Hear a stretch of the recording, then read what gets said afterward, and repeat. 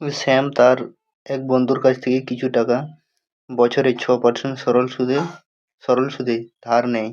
সে তার বন্ধুকে সুদ ও আসল বাবদ 15,600 টাকা ফেরত দেয়।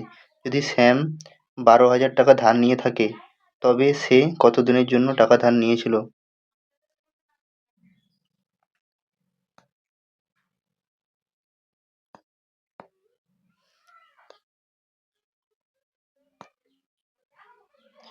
12,000 টাকা, আসল হচ্ছে 12,000। 12,000 মানে পি আর টি, আর সমান 6%, টিটা দেওয়া নেই, টি বাই 100 সমান হচ্ছে 15,600।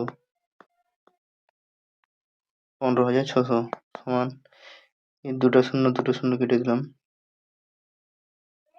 এটা প্লাস হবে, সরি।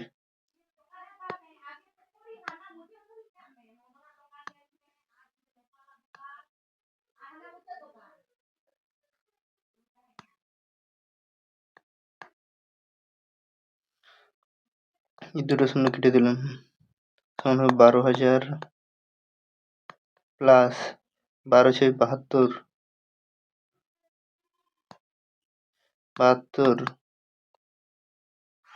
টি 720 টি সমান 15,600।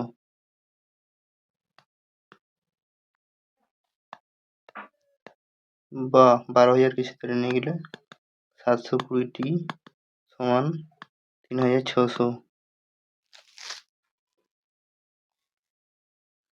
3,600 বা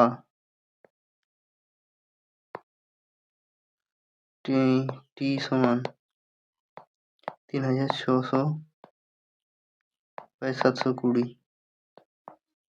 72×5 = 360 হবে, বা টি সমান 5।